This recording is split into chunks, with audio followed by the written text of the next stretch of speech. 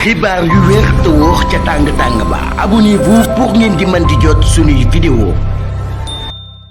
dal leen ak jàmm seen chaîne bi di Buzz 221 HD ki di Samba Ka ñu gën koo xam ci borom rang muy gaaw kookee police bu Sénégal daal dina koy teg loxo moom ak ay bandi yu bari yu mu àndaloon di daan amal ay ñaawteef ci réew mi di Sénégal coow loolee nu mu demee moom mooy que ne daa amoon ay bandi yi nga xam ne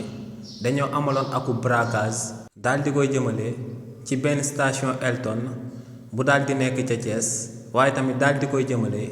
ci benn restaurant bu ñu dippee restaurant Awa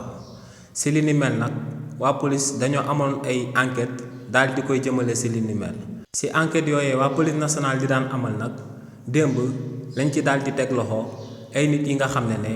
ñoom ñoo doon amal ñaawteef yooyee te si nit ñooñee ñu daal di teg loxo ku ci daal di nekk chef de gang du kenn ku dut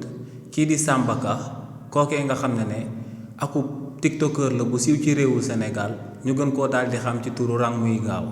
kookee di Samba Ka nag moom lañ daal di jàpp que ne moom moo daal di jiite bandi yooyee ñi daan amal ay ñaawteef ci réewu Sénégal ba tey ci li ni mel kookee di Samba Ka avant ñu koy daal di teg loxo dafa yëkkati woon ay kàddu yu ñaaw a ñaaw jëmale ko woon ci premier ministre bii di Ousmane Sonko te li ni mel sababoon na waa police nationale di ko doon xool jëmale ko ci ñaawteef yooyee mu daan amal luñ ko daal di jàpp nag jëmale ko ci braquage yi nga xam ne moom moo ko daan amal li ni mel dina daal di sabab ñu daal di jël ay xeetu tuuma yu bari daal di koy teg ci ndoddam te xeetu tuuma yi nga xam ne moom mooy jiitu day daal di relatif ak sàcc yi nga xam ne moom la daal di amal